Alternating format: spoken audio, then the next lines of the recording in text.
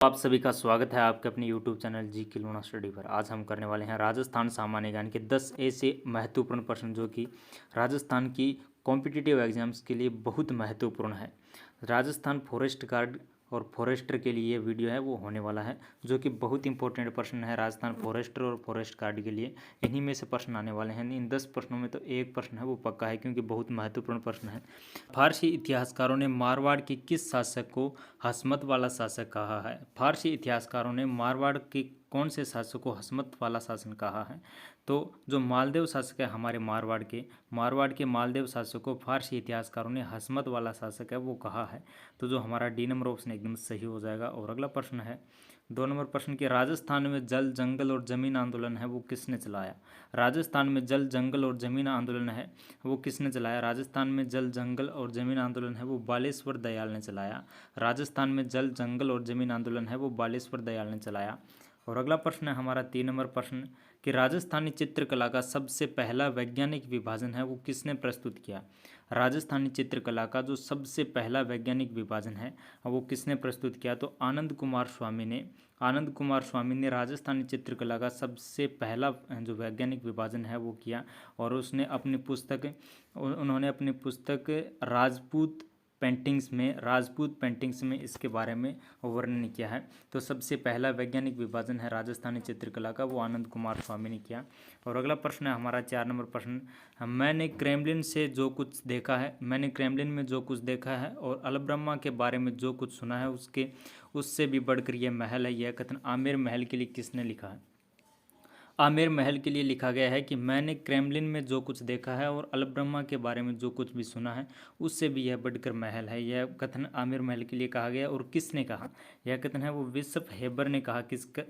कौन सी किले के बारे में कहा? आमेर महल के बारे में कहा कि मैंने क्रेमलिन में जो कुछ देखा है और अलब्रह्मा के बारे में जो कुछ सुना है उससे भी बढ़कर यह महल है। कौन सा महल? आमेर महल, जिसे 1707 ईस्वी में बहादुर शाह प्रथम के द्वारा इसे मोमिनाबाद नाम है वो दिया गया। 1707 ईस्वी में बहादुर शाह प्रथम के द्वारा इसे मोमिनाबाद नाम है वो दिया गया। और 5 नंबर प्रश्न हमारा, राजस्थान में सबसे ऊंचा दूरदर्शन टीवी टावर है वो कहाँ पर स्थित है? राजस्थान में सबसे ऊंचा दूरदर्शन टीवी टावर है वो हमारा रामगढ़ में स्थित है। रामगढ़ जो कि राजस्थान के जैसलमेर जिले में स्थित है। रामगढ़ है वो राजस्थान के जैसलमेर जिले में स्थित है, जहाँ पर राजस्थान का सबसे ऊंचा दूरदर्शन टीवी टावर है वो स्थित है, जिसकी जो ऊंचाई है वो 300 मीटर है। 300 मीटर इसकी ऊंचाई है। और अगर भारत की हम बात करें कि भारत में सबसे ऊंचा दूरदर्शन टीवी टावर है वो कहाँ पर स्थित है, तो रामेश्वरम में भारत में सबसे ऊंचा दूरदर्शन टीवी टावर है वो स्थित है। और उसकी जो ऊंचाई है वो 323 मीटर है। और भारत में जो सर्वाधिक ऊंचा रामेश्वरम में स्थित टीवी टावर है उसकी स्थापना है वो 1995 में की गई। और रामगढ़ वाला है इसकी जो स्थापना है वो 1993 में की गई। और अगला प्रश्न है हमारा 6 नंबर प्रश्न कि बिथोड़ा का युद्ध है वो किस स्थान पर हुआ? बिथोड़ा का युद्ध है वो कौन से स्थान पर हुआ? बिथोड़ा का युद्ध है वो पाली में हुआ। और किन किन के बीच में हुआ? आउवा के ठाकुर खुशहाल सिंह हैं और अंग्रेजों के मध्य में हुआ। अंग्रेज प्लस जोधपुर के शासक के मध्य में हुआ। अंग्रेज और जोधपुर के शासक है वो एक तरफ थे और आउवा के ठाकुर खुशहाल सिंह हैं अब वो एक तरफ थे। तो इसमें जो विजय है वो किसकी हुई? विजय है वो आउवा के ठाकुर खुशहाल सिंह की हुई। और पाली स्थान पर यह युद्ध है वो हुआ बिथोड़ा का युद्ध। 8 सितंबर 1857 को ये युद्ध है अब वो हुआ। तो जो हमारा ए नंबर ऑप्शन है एकदम सही हो जाएगा। और अगला प्रश्न है कि राजस्थान का राज्य गीत केसरिया बालम आओ नी पधारो मारे देश सर्वप्रथम किसने गाया? राजस्थान का राज्य गीत कौन सा है? केसरिया बालम आओ नी पधारो मारे देश। यह गीत है वो सर्वप्रथम अल्लाह जिल्ला बाई ने गाया। अल्लाह जिल्ला बाई ने सर्वप्रथम इस गीत को गाया। और कहाँ पर गाया? अल्लाह जिल्ला बाई ने राजस्थान का राज्य गीत केसरिया बालम आओ नी पधारो मारे देश, यह गीत है यह गंगा सिंह के दरबार में गाया। और राजस्थान में इसे 2012 में पुरस्कार से अलंकृत किया गया। राजस्थान रत्न पुरस्कार वो दिया गया इसके मरणोपरांत। और अगला प्रश्न है 8 नंबर प्रश्न है, राजस्थान के किस स्थान को कर्नल टोड ने हिंदू ओलंप्स कहा है? राजस्थान का वह स्थान जिसे कर्नल जेम्स टोड ने हिंदू ओलंप्स कहा है वो माउंट आबू है। राजस्थान का जो माउंट आबू स्थान है उससे कर्नल जेम्स टोड ने हिंदू ओलंप्स कहा है।